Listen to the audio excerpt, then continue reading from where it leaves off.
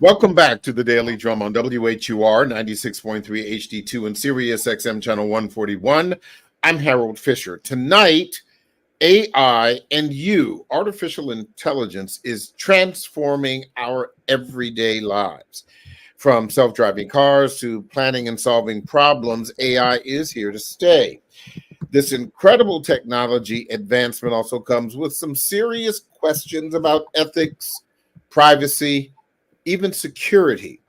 We're talking about all of that tonight with our AI experts. My guests are Talib Karim, Executive Director of STEM for Us, a nonprofit dedicated to expanding STEM opportunities for underserved communities, and Dr. Hassan Karim, co-founder of ABE Legal and an expert in AI and legal tech. Gents, thank you so much for joining the conversation. I appreciate it.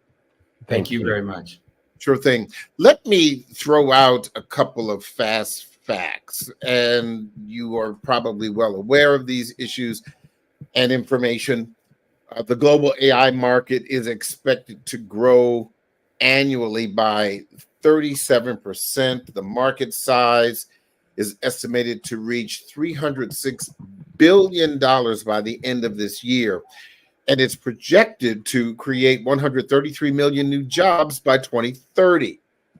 25% of all companies have implemented AI to tackle labor shortages. The countries with the highest AI adoption are India and China. But 75% of people are concerned about job loss to AI. Before we get into those numbers, and I'll start with you, Talib, if you could possibly give me a working definition for what artificial intelligence is, because there's a group of the population that is familiar with it, and there's another group, as you know, when you say AI, they have no idea what you're talking about. Me or Dr. I think Dr. Karim would probably be best since he's the expert in machine learning. Okay, well, sure. Whoever can. Go ahead, Dr. Karim. Sure. Please. Sure. Well, thank you again for having me on the call. I appreciate it. So artificial intelligence, from a layman's perspective, just know that it is a set of computing techniques used to, for the most part, predict what the next action should be, or predict what you want, or predict the next word in a sentence, what that should be. And what is different in general from it and what people would call like general intelligence is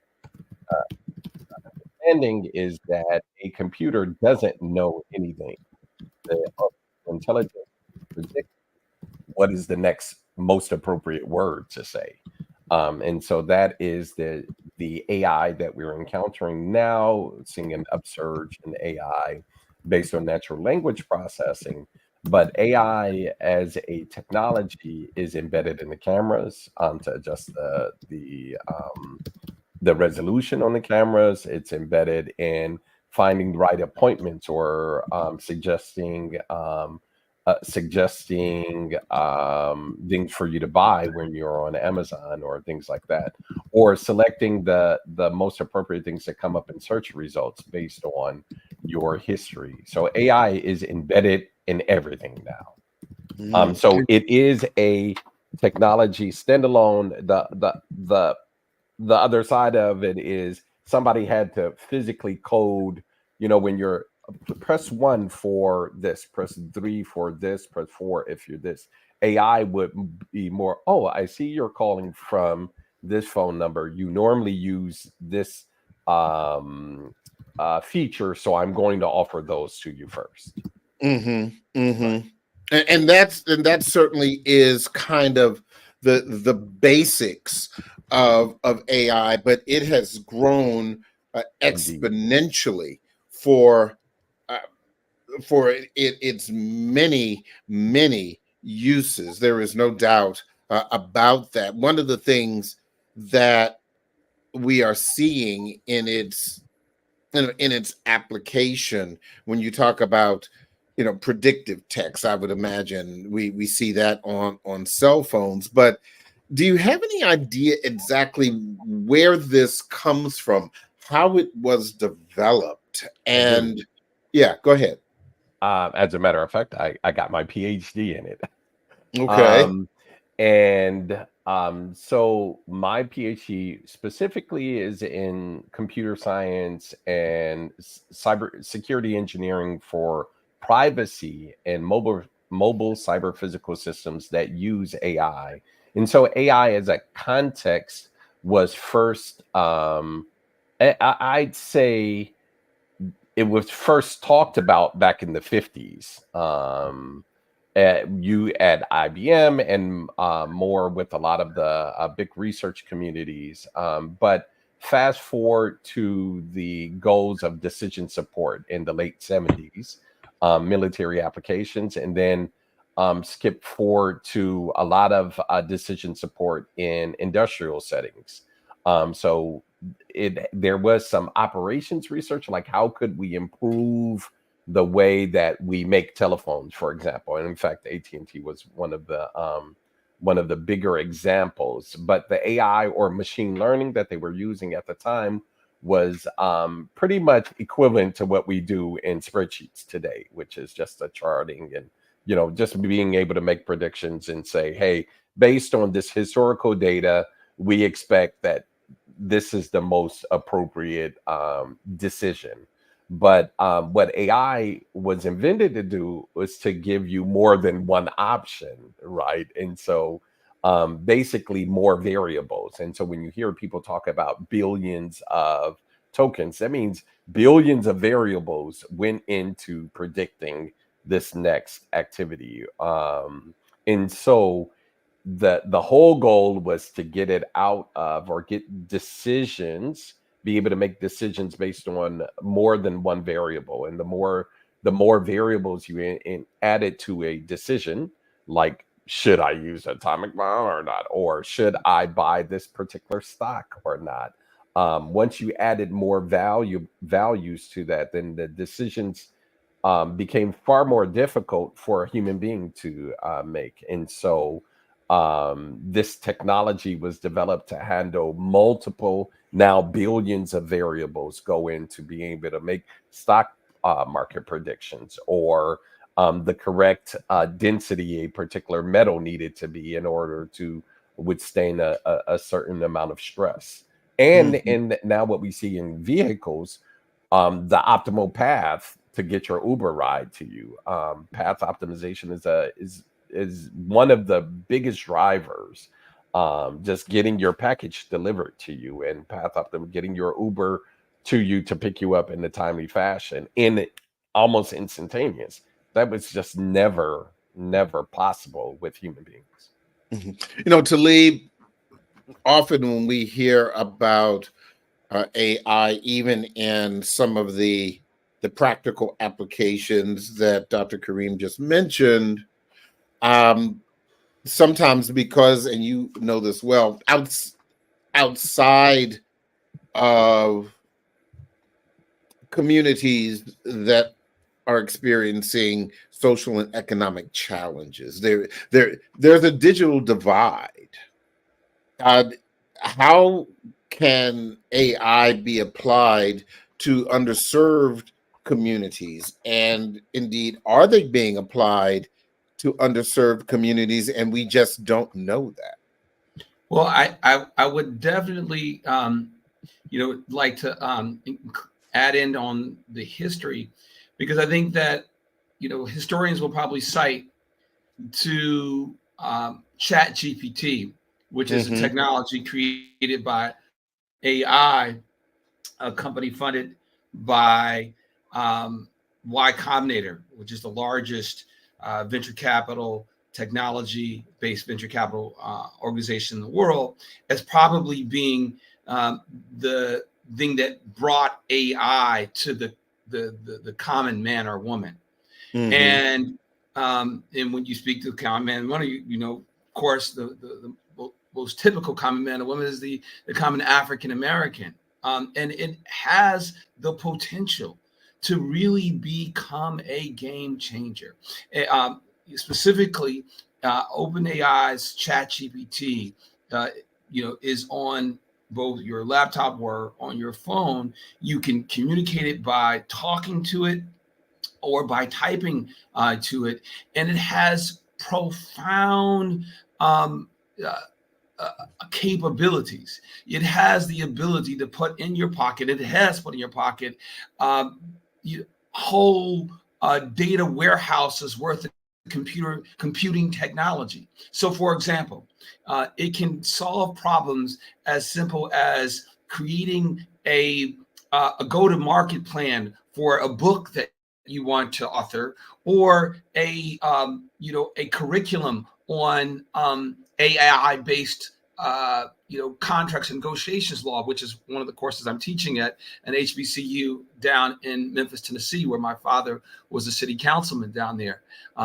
And so, or planning a wedding, or creating an after-school center if you have a desire for this.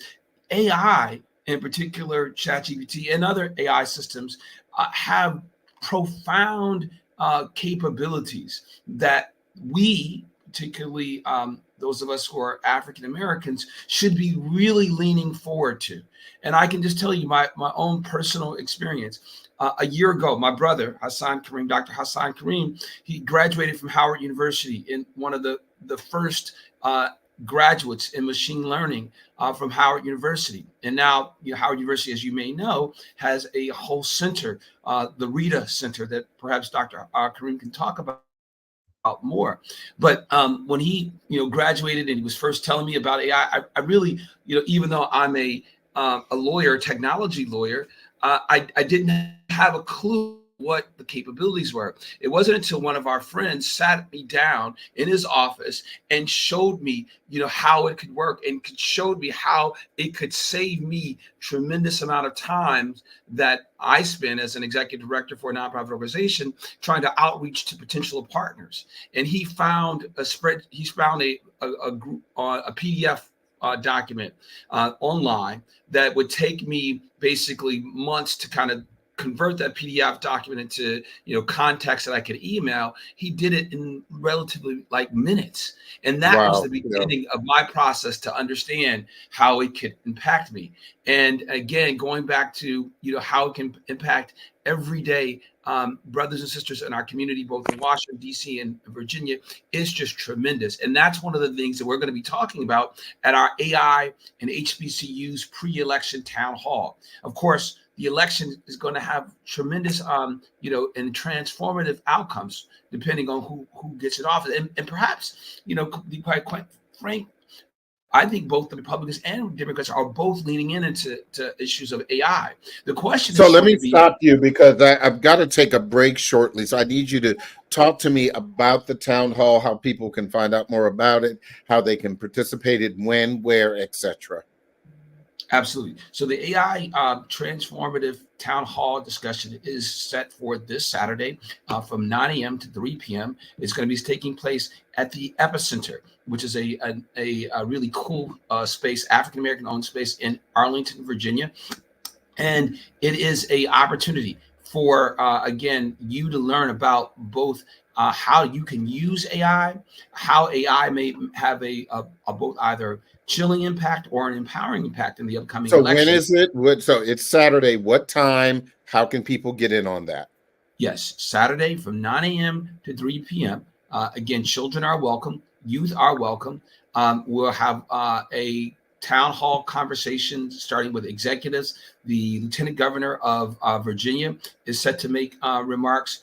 We have hopefully our Prince So let me stop you again. How can it? Where is it? I've got 20 seconds. Tell me where that's going to be. What's the address? Do you have an address? Yes, the Epicenter. The Epicenter is a outstanding location at 4121 Wilson Boulevard, Suite 400, Arlington, Virginia. And of course, there you go. 4121 Wilson Boulevard, Suite 400. In Arlington, Suite Virginia. 400, Arlington, Virginia, Saturday morning at 9 a.m. I need to take a break, but when we come back, there will be more on this conversation about artificial intelligence, AI, and you. Stay with us. The Daily Drum will continue on Sirius XM, channel 141. I'm Harold Fisher. The original Quiet Storm with Raheem Devon is next on WHUR. This conversation continues on Sirius XM, channel 141 in just a few seconds. Welcome back to the Daily Drum on Sirius XM channel 141. I'm Harold Fisher. We continue our discussion about artificial intelligence, better known as AI, and its practical applications for our community. My guests are Talib Karim, Executive Director of STEM for Us, a nonprofit dedicated to expanding STEM opportunities for underserved communities, and Dr. Hassan Karim. He is co-founder of Abe Legal and an expert on AI and legal tech. Before the break, we were talking about the town hall, Talib. You have a moment now to tell us specifically what will be heard at this AI town hall on Saturday. Absolutely. And again, Harold, you're such a professional. I do want to just throw out the website, which is STEM, STEM, the number 4us.org, which has all the details about the town hall. So if you didn't catch it when I was going over it, you can go to that website, which is STEM, the number 4us.org, and learn all about the town hall. So again, we have a whole day of a conversation, starting with, again, remarks from the Lieutenant Governor of the state of Virginia. And of course, as you know, Virginia is a big tech hub. But one of the things that we don't have in Northern Virginia is we don't have any HBCUs. So there's going to be a conversation about what do we need to do to bring HBCUs, perhaps create a HBCU corridor, perhaps Howard University or other HBCUs can locate there in Northern Virginia and combine with some of the leaders in technology who are creating AI centers in that Northern Virginia corridor. So we're looking forward to that. We're also going to be having a conversation, hopefully with some of the DC, Maryland, and Virginia healthcare leaders about how the White House just recently announced that violence should be treated as a public health condition. So now we can bring federal dollars to actually fund groups such as STEM for Us, which is working with both patients who are recovering from violence, as well as their parents, to both help them in their rehabilitation, as well as in the prevention of violence. So really interesting conversation and a novel conversation. One of the first conversations since the White House announced this some weeks ago. And then second of all, we're going to be having a conversation about how helping to provide training for young people in after-school programs, summer school programs, and even young people, sadly, who fall through the cracks and find themselves in jail, how AI training is possibly going to be able to help them to go from the jail cells into some of the, development cells of creating wealth from not only themselves, but their community. Really important conversation. And then lastly, we're going to be having a conversation about how AI and HBCUs, such as Howard University, perhaps Virginia State University, which is a big HBCU there in Virginia, are going to be helping to solve food crisis. As you know, one of the things we've learned from the study about violence impacting young people is that a lot of it is driven because the young people are exposed to unhealthy foods in particular. Unhealthy foods, of course, marijuana smoke and alcohol use are all contributors to some of the challenges that our young people are confronted with, but particularly in the context of, again, unhealthy foods and how AI can actually help to solve that problem. A really important conversation. And of course, this conversation about creating AI-based HBCU research centers, not only in Northern Virginia, but across the DC region is going to be, again, a part of the conversation. You'll have both breakfast and also lunch, a really wonderful opportunity to network. And we will have, of course, streaming capabilities on YouTube and LinkedIn.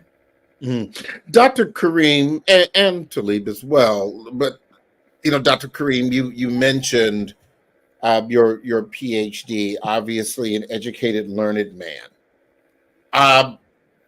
For those who are unfamiliar, and I'm sure you've had conversations or encountered people who have fear of something new, and how do you address that issue. This is obviously part of the job loss. People are often concerned about how technology may contribute to job loss. The thing that comes to mind is the assembly line for automobiles, and how the automation and robotics have forever changed that process. What do you say to those who believe that while jobs may be created on one side, that this could very well cause the loss of other jobs on the other side with the implementation of AI? Sure. I'd like to address that with one small anecdote. So Hmm. there was a problem that we saw in the legal industry, and Abe Legal was founded in order to solve that. And that was, how do we do a couple of things? How do we get a lawyer to you when you need it? And how do we enhance the capacity of that lawyer to deliver services, right? So these are very real things that we simply say AI was able to solve problems that we couldn't do without it, right? There wasn't a real way we could do there some technologies that we could detect where you were when you called for a lawyer, but we couldn't automatically match a lawyer to you. And that's what Abe Legal sought out to solve that problem. But then too, once we got a lawyer to you, then the question was, how much capacity, how many customers could one particular lawyer handle? Hmm. We sought to solve that problem with this AI enhanced legal chatbot, and not just chatbot, but legal assistant at Abe Legal. And the reason why I use that as an example or as an anecdote of the yes, the driver of the horse and buggy, they lost their job. They no longer had to drive the horse and buggy anymore when cars came out, but they learned how to drive a car. And then they started, maybe they went into becoming a bus driver or a Uber driver, or maybe they just found a completely different field to go into. And I like to use that example because the reality is everyone can agree that cars made things more safe than the horse and buggies, right? And we got there faster, and the environment was cleaner. We didn't have horse dung everywhere. Now that we have the cars, so life was better because the introduction of cars, and then the automated factory. I'm a product of Highland Park, Michigan, the first Ford factory in the world was there in my city. And I saw firsthand exactly what you talked about, where automation decimated the industry. It did, and there's no way Hmm. that you can say that that we can, uh, you know, go That and contrary to that, after. right? But in the same token, we should, and this is what I encourage everybody to do. Look, we see we see what's coming. We shall not. I want everybody to swear to God and swear to themselves that they shall not become the group of people who were left behind, because we have a choice. We can do something now, right? We can do something now to, jump on the bandwagon, as they say, leverage AI for something, figure out how to make it useful in your life such that you're not left behind, because Hmm. it definitely has the ability to, it is transforming the world right now. Will it go as fast as it was expected a year and a half ago?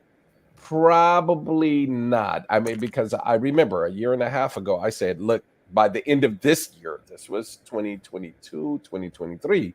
I said, by the end of this year, because of ChatGPT, because of OpenAI, I said, all white collar jobs are going to be gone, right? But that didn't happen. Thank God, right? then I said a lot of pundits were saying customer service jobs were going to be gone. But as we look to see, people more and more want customer service. They're customers and they want to deal with human beings, right? So I don't think that it's going to go as fast as we predicted. So I think that we have more time to prepare. But rest assured, we as our community need to get on to how can I leverage this such that I don't get left behind. Can I jump So, in there? yeah, go ahead. I was going to say that I think that Hassan is onto something, and that is the idea that it's going to empower people. So it's going to be called, basically, you're going to be an AI enabled newscaster, for example, right? I was talking to your one of the executives at your station, and she was telling me how AI has been able to help cut down the time for creating show ideas, that a project that used to take her months to do to minutes. Not only does it create the show ideas, but it recommends to her possible real speakers, not just people who are imaginary. And that is the again, what's going to happen, I believe, with respect to artificial intelligence. It's going to allow us all to do what we're doing in a much faster way.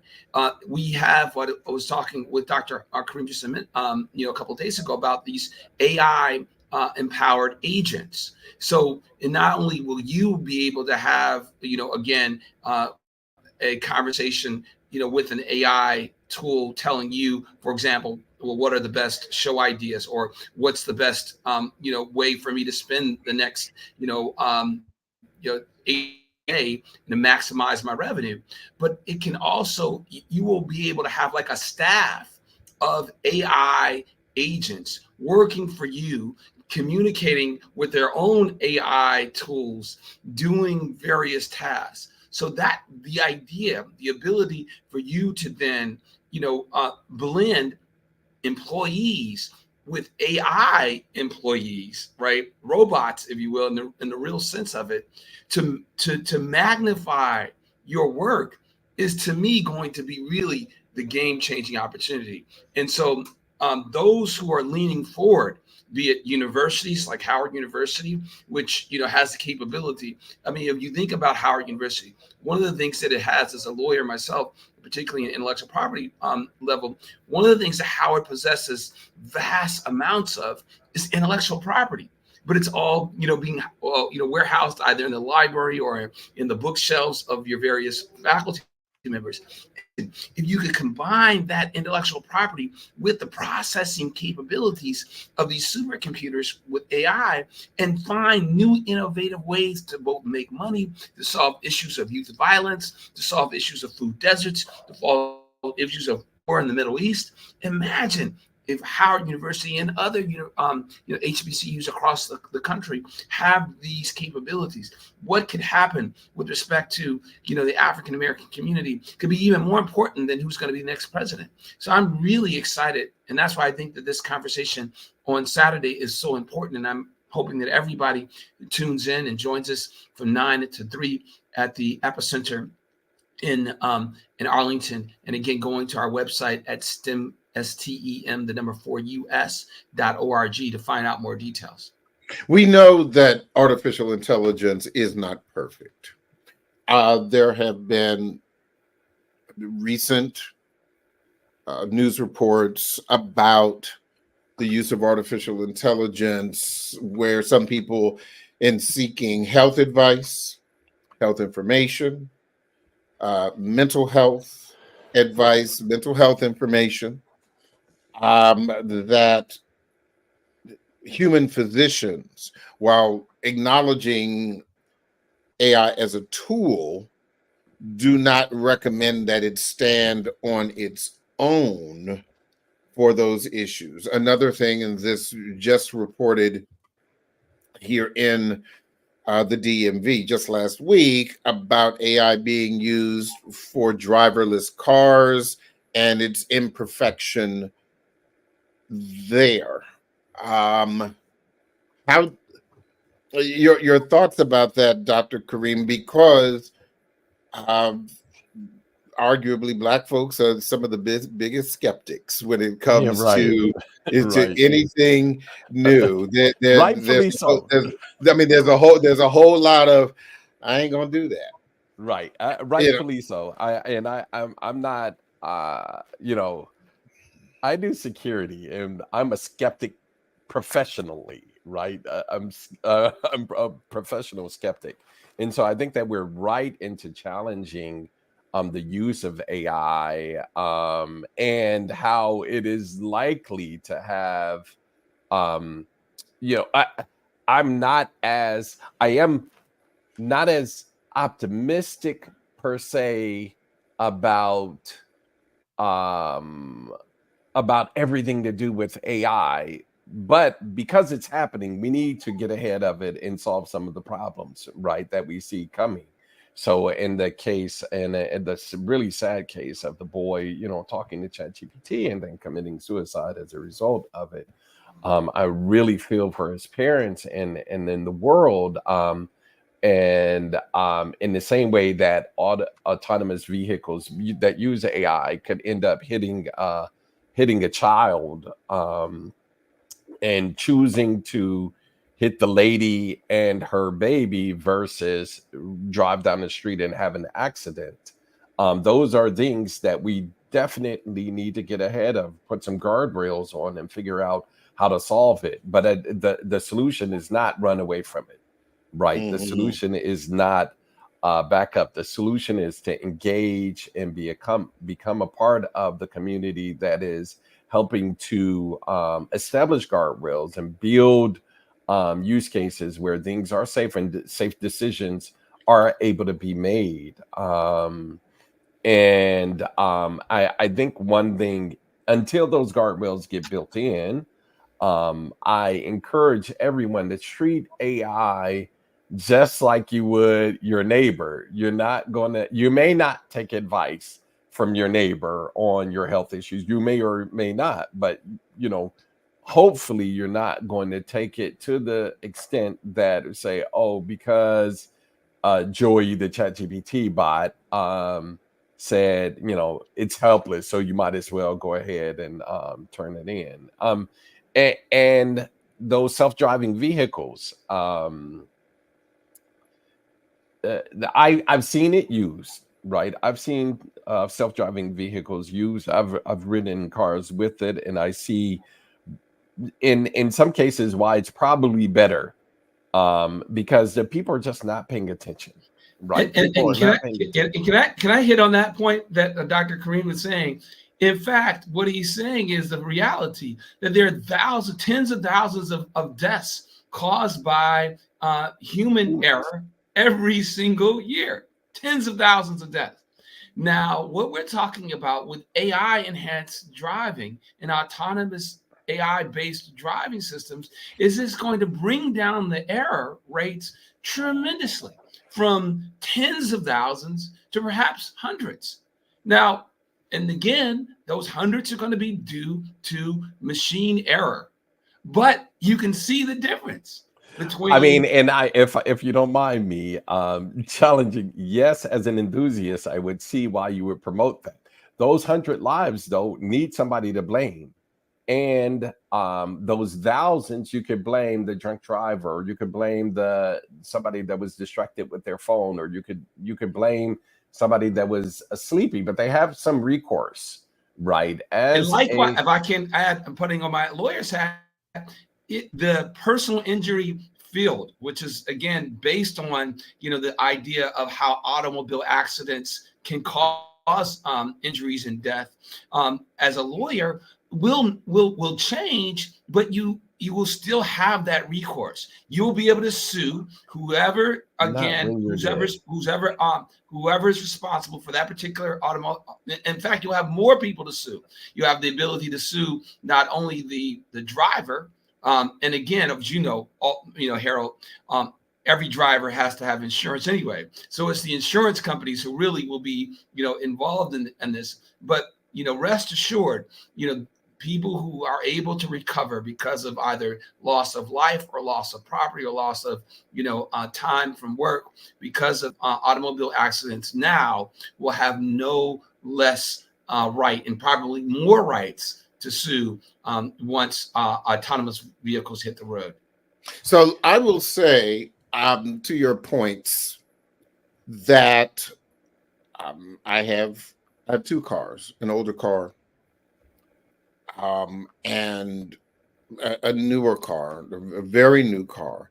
And yes, I have seen the advantages of AI enhanced driving, where, for example, it parallel parks itself. Nice. As we know, in many states, particularly, for example, in Maryland, parallel parking is no longer a requirement to get your driver's license. I will say that I still think it should be, so that you don't damage my stuff with. But that's another conversation. But I will say that my car can park itself. I do enjoy that because I'm a very good parallel parker, but can't do it like this vehicle does. I will also say that, to Talib's point, where people may not be always paying attention, and I consider myself a very good driver, but I am also human. And my car has, when my humanness in driving is, for lack of a better term, noticed by the car, it will brake 2 seconds or a half second before I can, when I know I need to, Right. if somebody breaks in front of me. Right. Um, And there's things that you couldn't do, like you can't see beyond the truck in front of you. Whereas yeah, LiDAR technology on the bottom of the car that can see, yeah. vehicles in front. It's simply, you simply do not have the capability of doing it. So I agree, with some of the things. I just am with most of our community skeptical, and rather than staying away from it, I've chosen to engage and to make sure that I'm at the forefront of embedding security, embedding privacy controls, and embedding guardrails to ensure that AI is useful for the community, rather than you can sit back and watch it happen to you, or you can join the effort to make it better.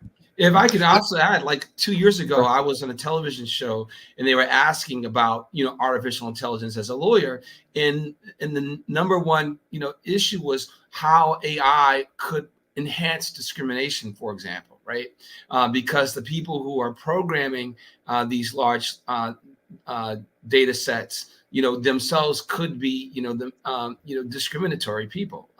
And so that could be the case, but what as a just sorry point of information, the problem is not that they're programming it. The data sets themselves have racist activities, racist judgments built into them, and so the AI is being trained by data sets of racist activity happening to people. Thus, they make the same mistakes that the data sets had in them. So if the court system, But isn't that what Talib just said? I mean, but the difference was that the blame he was putting on the programmer. I wouldn't say the blame is on the programmer. I would say on the software itself, or the on hardware. the data that it ingested. The right, data and ingested this is an an opportunity for Howard University and other HBCUs. Yes, indeed. This is exactly the role for us to create solutions. There is now the ability to create a solution to almost every problem, including the inherent racism to some extent in the large data models of artificial intelligence.